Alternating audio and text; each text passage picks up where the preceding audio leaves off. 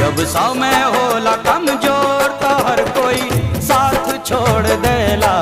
जब समय